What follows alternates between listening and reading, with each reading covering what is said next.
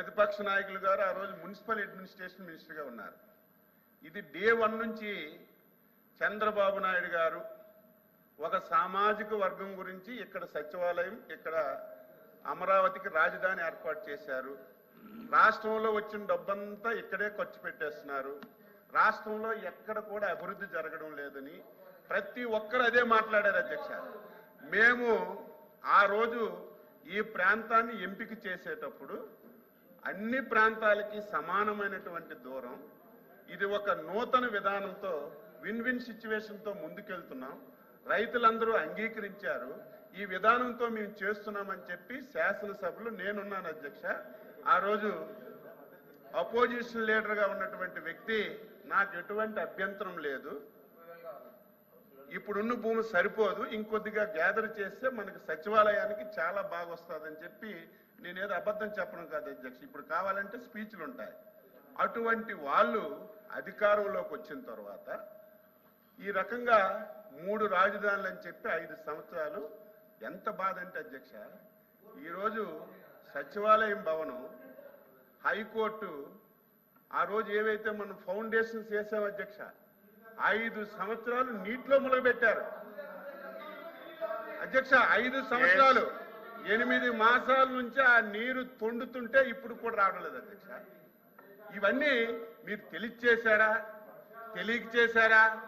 ఒక వ్యక్తి కావాలని చేసినప్పుడు మీలాంటి సీనియర్సేనే కనీసం ఎందుకు చెప్పలేదని మేము బాధపడుతుంటే ఇంకా దాన్ని సమర్థించారు. మాట్లాడితే అధ్యక్ష, మాట్లాడితే మా బొత్స సత్యనారాయణ గారు గౌరవనీయులు, ఇది మీరు 10,500 ఎస్ఎఫ్టీ పెట్టి కట్టేశారు, ప్రజాధనాన్ని వృధా చేశారని చెప్పి మాట్లాడుతున్నారు అధ్యక్ష. విశాఖపట్నం అధ్యక్ష, ఋషికొండ ప్రకృతి వచ్చినటువంటి సంపద.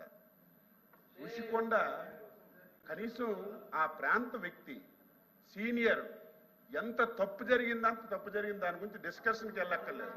ఈరోజు నేను అడుగుతున్నాను అధ్యక్ష, ఈరోజు కొత్త ప్రాంతం ఫైల్ టెస్టింగ్లు అన్నీ చేసిన తర్వాత కాంక్రీట్ అది బాగా వేసి ఆ రేటుకి ఇస్తే ఋషికొండ కొండ మీద కట్టింది ఎస్ఎఫ్టీ 26,000 అధ్యక్ష,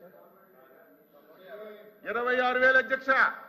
కమోటీ లక్షల కోట్ల రూపాయలు, లైట్లు లక్షల కోట్ల రూపాయలు. ఈరోజు ఏమైంది? అది దేనికైనా ఉపయోగిస్తున్నారా? మళ్ళీ ఎంత విచిత్రం అంటే అధ్యక్ష, కనీసం ఒక తప్పు చేసిన తర్వాత ప్రజలు సమాజం చేసిన తప్పు అని చెప్పిన తర్వాత కనీసం పశ్చాత్తాపం లేదు. దానికి ఎదురుగా మేమే మునగాళ్ళం, మేమే ఇంత డబ్బు ఖర్చు పెట్టి కట్టాము, మాలాగా మీరు కట్టలేరని ఎదురుదాడి చేస్తుంటే ఇంక ఇటువంటి వాళ్ళకి ఏం సమాధానం చెప్పాలి? దయ ఉంచి మీరు ఆ వేళ శ్మశానం అని అనడం చాలా తప్పు.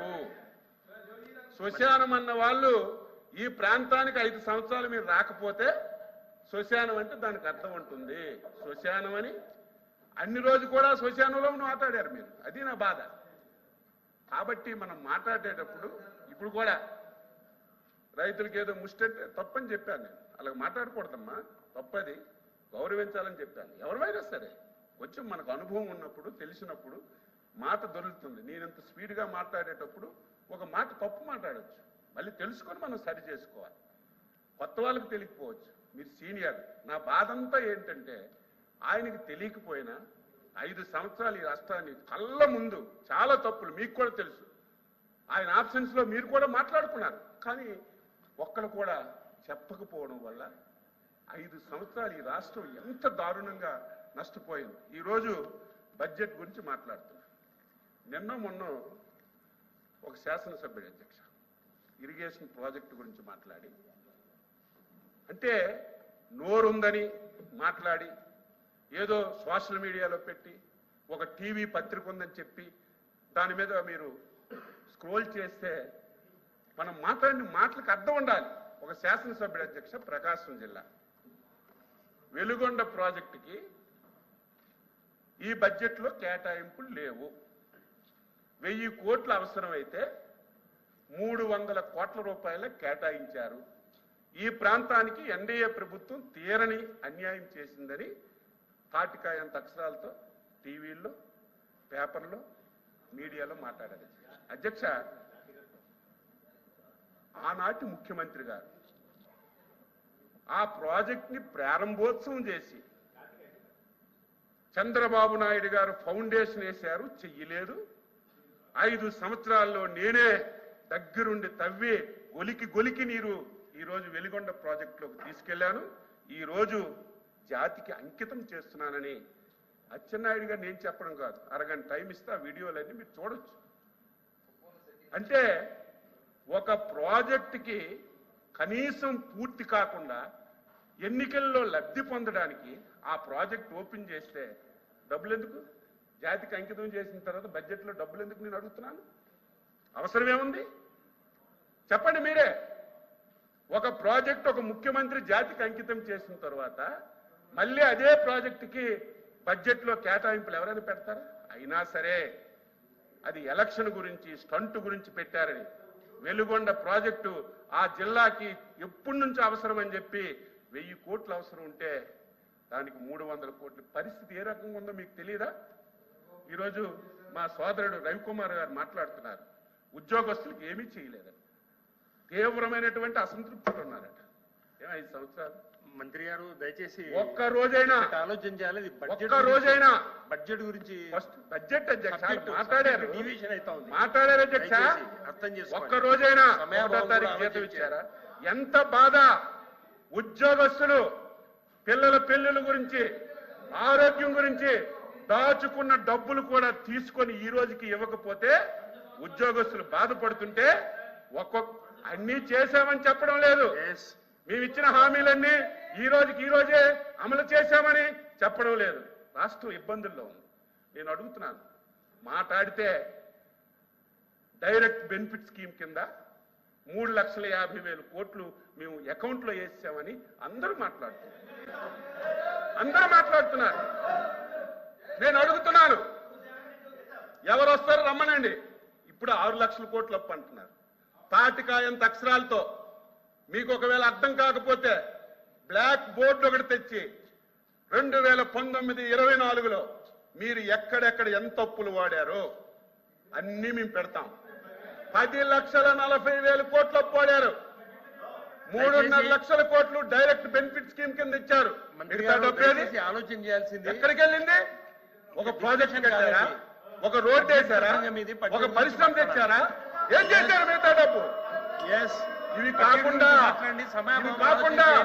ప్రకృతి ఇచ్చిన సంపద అధ్యక్ష, ఇసుక మొత్తం సింగిల్ హ్యాండ్.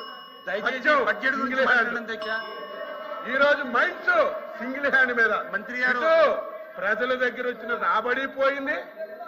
ప్రకృతి ఇచ్చినటువంటి సంపద మొత్తం దోచేసి ఈ రాష్ట్రాన్ని ఫైనాన్షియల్ గా అధోగతి చేస్తే 8 మాసాల్లో గర్వపడుతున్నాను.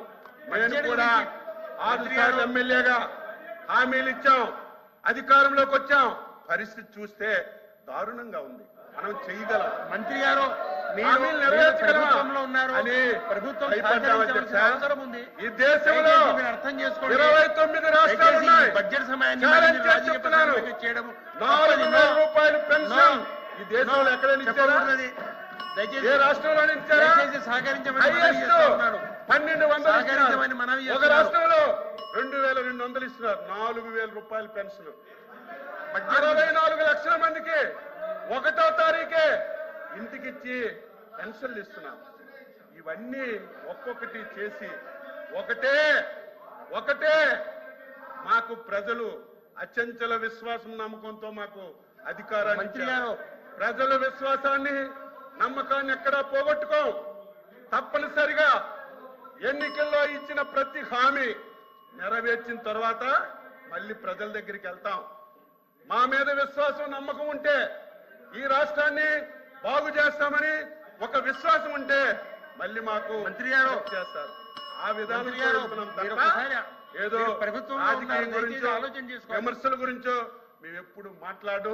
దయ ఉంచి ఎప్పటికైనా సరే గతంలో చేసిన తప్పులు మీరు తెలుసుకొని మీరంతా కూడా వ్యవహరిస్తే కొంతవరకైనా బాగుంటుందని చెప్పి వ్యక్తిగతంగా నేను సలహా ఇస్తున్నాను. ఇది ఎప్పుడు కూడా తాత్కాలిక భవనాలని ఎప్పుడు అనలేదు. ట్రాన్సిట్ సెక్రటేరియట్ కొత్తది కట్టిన తర్వాత దీన్ని కూడా మళ్ళీ ఉపయోగంలోకి తీసుకొస్తామని ముఖ్యమంత్రి గారు మేమందరం వందల సార్లు చెప్పినా సరే దాన్ని తప్పుదోవ పట్టించి తాత్కాలికం అని చెప్పి మీరు ఎంత చెప్పినా ఎవరు వినే పరిస్థితి ఉండదని ఈ సందర్భంగా సభ్యులందరికీ తెలియజేస్తూ మంచి సలహాలు ఇవ్వండి. ఇంకా ఆర్థికంగా ఏం చెయ్యాలో, ఏం విధంగా చేస్తే రాష్ట్ర ఆర్థిక పరిస్థితుందో మీరు చెప్తే. మంత్రి గారు అధ్యక్ష ప్రభుత్వంలో ఎంత బాధ. రాష్ట్రం ప్రభుత్వంలో ఉన్నారు, 11 లక్షల కోట్లు అప్పు తెస్తే దయచేసి లిక్కర్ హాస్టల్కి ఎంత ఖర్చు పెట్టారు? కనీసం 12,000 కోట్లు ఖర్చు పెట్టలేదు. కాదు, ఎప్పుడు రాష్ట్ర ఆదాయం పెరుగుతుంది, ఎప్పుడు సంపద పెరుగుతుంది, ఈ ఆలోచనలు చేయకుండా ఇష్టానుసారంగా మాట్లాడితే ఇది మంచి విధానం కాదు. మంచి సలహాలు ఇవ్వండి, మేము స్వీకరిస్తామని ఈ సందర్భంగా సభ్యులందరికీ తెలియజేస్తున్నాం. ఎల్ఓపి గారు. అధ్యక్ష, అచ్చెన్నాయుడు గారు సుదీర్ఘమైన ఉపన్యాసం ఇచ్చారు. వాస్తవాలను మరుగుపరుస్తూ నందిని బమ్మి చేయడానికి వచ్చి ఆయన ప్రయత్నం చేశారు. ఈ సెక్రటరియట్ గురించి మాట్లాడినప్పుడు 10,000 అంటే రుషికొండ గురించి మాట్లాడారు. అది ప్రభుత్వ భవనం. ఇప్పుడు ఆయన చెప్పారు కదా 26 స్క్వేర్ ఫుట్కి 26,000 అని చెప్పారు కదా. ఇప్పుడే చెప్పారు కదా. ఎవరు వాడుకోకపోవడం చేతగా మీ చేతగా ప్రభుత్వం చేతకంటాను. ప్రభుత్వం వినండి, చెప్పింది వినండి. అధ్యక్ష మీరు కూర్చోండి. అధ్యక్ష సమాధానం చెప్పనివ్వండి. అధ్యక్ష 26,000 స్క్వేర్ ఫుట్ కింద చెప్పారు కదా అధ్యక్ష. అందులో జరిగింది అధ్యక్ష, అందులో అవతకులు జరిగాయి కదా అధ్యక్ష. అది ఆయన ఉద్దేశం ప్రకారం అందులో దోపిడీ జరిగిందనే అనే ఉద్దేశమే కదా అధ్యక్ష. అది తప్పు జరిగిందనే అధ్యక్ష. నిన్నగాక మొన్న ఆడికి ఉన్న కాంట్రాక్ట్కి ఇవ్వాల్సిన 80 కోట్ల రూపాయలు అనాపేక్ష చెల్లించారు అధ్యక్ష. ఏ కిక్ బ్యాక్ చెల్లించారు అధ్యక్ష. తప్పు జరిగితే ఎందుకు ఇవ్వాలి అధ్యక్ష? కంప్లీట్ కానీ ఒకసారి చెప్పాలా? కంప్లీట్ కానీ ఒకసారి ఆయన సమాధానం కంప్లీట్ కానివ్వండి. అధ్యక్ష, మీకు అధ్యక్ష పాసింగ్ గా రిమార్కులు చేస్తే దానికి వెంటనే మీకు కౌంటర్ ఇవ్వాలి అధ్యక్ష. మంత్రి అదే ఎల్ఓపి గారు చెప్పారు మీరు అంత అవినీతి జరిగింది, దానికి బిల్లు ఎందుకు ఇచ్చారు?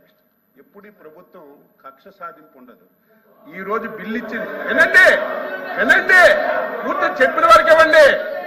ఈ రోజు ఎవరైతే మీరు చెప్పారో, ఎవరికైతే 100 కోట్లు బిల్లు ఇచ్చామని చెప్పారు, రుషికొండ పని మీద ఇవ్వలేదు అధ్యక్ష. ఆయన ఇంకెక్కడో కాంట్రాక్ట్ చేస్తే ఆ పనులకు బిల్లు ఇచ్చారు తప్ప రుషికొండ మీద ఇవ్వలేదు. తెలుసుకోకుండా మీరు ఆ బిల్లు ఇచ్చారని చెప్పి ఏదో పేపర్లు వచ్చిందని చెప్పి మీరు మాట్లాడితే అది తెలుసుకోవాలి. మేము బిల్లు ఇచ్చాం కానీ ఆ కాంట్రాక్టర్ మిగతా ప్రాంతాల్లో ఎక్కడో పనులు చేస్తే దానికి బిల్లు ఇచ్చాం. అదే మీరైతే 5 సంవత్సరాలు తెలుగుదేశం హయాంలో చేసిన ఒక్క పనికి బిల్లు ఇవ్వలేదు, ఒక కార్యక్రమం చేయలేదు.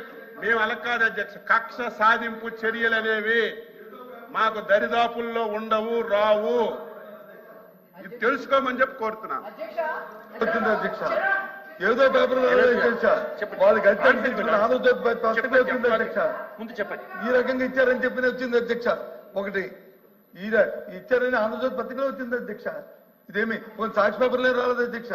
కొన్ని ఏదో చేసుకున్నారు, తప్పు వార్తలు రాశారు. కొన్ని మీరే అంటారు కదా మంచి వార్తలు రాస్తారని, మరి ఆ పేపర్లలో వచ్చింది అధ్యక్ష. ఆ తప్పు కాదంటే రేపు ఎంక్వైరీ చేయమని ఇప్పటికైనా సరే అందులో అవకతవకలు జరిగితే ఎంక్వైరీ పోస్ట్ చేయమని అధ్యక్ష.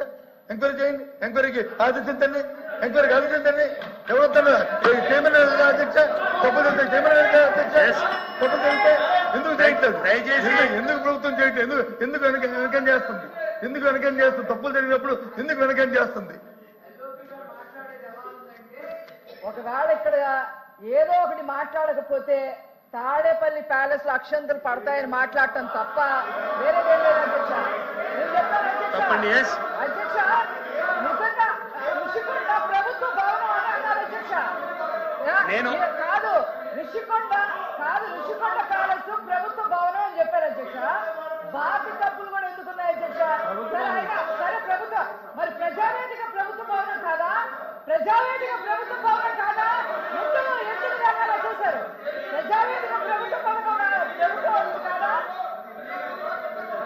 మాట్లాడి లోబి. అచ్చెన్నాయుడు గారు మాట్లాడిన దాంట్లో విధ్వంసాలు అనుకున్నప్పుడు మా సభ్యుడు ఏం చెప్పాడు, రే బాబు ఈ జరిగిన అంశాలన్నింటినీ కూడా చూమిటి చెప్పాడు. ఏది విధ్వంసం అని చెప్పి అడిగాడు. మెడికల్ కాలేజీ కట్టడం విధ్వంసమా, పోర్టులు కట్టడం విధ్వంసమా, లేదు జట్టీలు కట్టడం విధ్వంసమా, లేదు నార్మల్ స్కూల్లో కట్టడం విధ్వంసమా, ఈ సందర్భాన్ని ఆయన పుట్టుకించారు తప్ప వ్యక్తిగతంగా ఆయన ఏమి ఎవరిని విమర్శించేది? వ్యక్తిగతంగా విమర్శించారా? మీరు వ్యక్తిగతంగా విమర్శించారు. నా పేరు ఇస్తారు కాబట్టి చెప్పినప్పుడు చెప్పారు ఈ 10,500 అది 26,000. ఓకే, ఎంక్వైరీ చేయండి. అక్కడ తప్పు జరిగితే రుషికొండ కట్టడాల్లో కానీ తప్పు జరిగితే ఎంక్వైరీ చేయండి. ఎందుకు చంపుతున్నారు? ఏ కారణం ఏంటి? జరిగితే కాకుండా ఆవిడకి ఇవ్వడానికి లేదు ఏంటి? కాదు అధ్యక్ష, ఇంకో విషయం చెప్తాను. మాట తెప్పము ఇది మా సిద్ధాంతం అధ్యక్ష. మా కట్టుబడి ఇవాళ కూడా చెప్తాను అధ్యక్ష. మేము ఏదైతే మాట చెప్పామో ఆ మాట మీద నిలబడి ఉన్నాం అధ్యక్ష. అందులో మరి ఇంకా వేరే మాట్లాడలేదు అధ్యక్ష.